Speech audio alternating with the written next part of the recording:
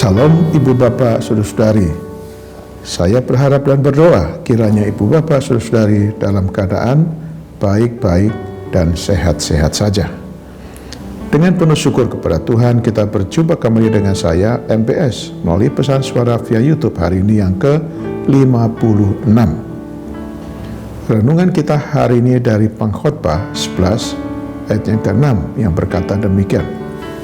Taburkanlah benihmu pagi-pagi hari, dan janganlah memberi istirahat kepada tanganmu pada petang hari, karena engkau tidak mengetahui apakah ini atau itu yang akan berhasil, atau kedua-duanya sama baik. Tema renungan kita di ini adalah ada jerih payah, ada keuntungan. Saudaraku, ketika berada di bumi, Tuhan Yesus tidak pernah lelah untuk bekerja dan melayani. Tuhan begitu giat mengerjakan apa yang Allah Bapa percayakan kepadanya. Pagi-pagi benar, Yesus sudah bangun dan berdoa. Kemudian Yesus pergi keliling dan berpindah-pindah dari satu daerah ke daerah yang lain untuk melayani jiwa-jiwa, mengajar kebenaran firman, menyembuhkan orang sakit, dan melakukan banyak mujizat. Tuhan Yesus berprinsip, kita harus mengerjakan pekerjaan Dia yang mengutus aku selama masih siang. Akan datang malam, di mana tidak ada seorang pun yang dapat bekerja. Tuhan sangat tidak suka melihat anak Tuhan yang bekerja bermalas-malasan, apalagi yang tidak mau bekerja. Orang yang tidak mau bekerja atau malas berarti ingin hidup dengan belas kasihan orang lain. Berbeda jika orang mau bekerja dengan serajin. Setiap orang, siapapun dia, sekalipun bukan anak Tuhan, asalkan mau bekerja, akan mendapatkan upah dari hasil kerjanya. Maka, agar kita menjadi orang-orang yang diberkati Tuhan, kita harus mau berjerih payah, sebab dalam tiap jerih payah ada keuntungan, tetapi kata-kata belaka mendatangkan kekurangan. Tertulis dalam Amsal 14 ayat yang ke-23. Orang yang bekerja dengan rajin dan bersungguh-sungguh, disertai dengan doa dan iman, orang tersebut bekerja dan hidup di bawah perjanjian Tuhan. Kita diberkati bukan sekedar karena upah, melainkan karena Tuhan menggenapi janji-janjinya pada kita.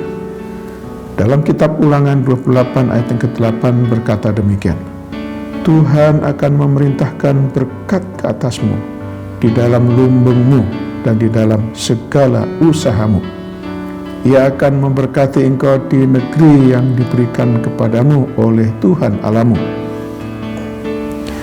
Bila kita baik-baik mendengarkan suara Tuhan dan melakukan dengan setia segala perintahnya, apa saja yang kita perbuat dijadikannya beruntung dan berhasil.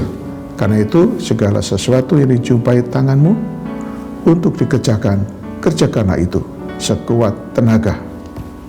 Tertulis dalam Pengkhotbah 9 ayat yang ke-10.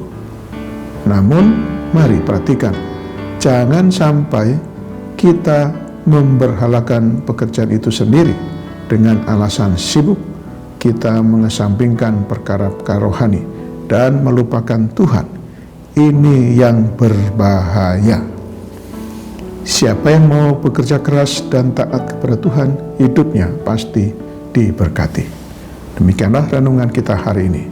Janganlah kita menjadi pendengar saja, tapi marilah kita menjadi pelaku-pelaku firman Tuhan. Selamat beraktivitas hari ini dengan iman dan imun yang teguh. Salam sehat jasmani dan sehat rohani. Tuhan Yesus Kristus menyertai dan memberkati kita. Sekarang mari kita berdoa. Bapa di surga, kami bersyukur untuk firman-Mu hari ini.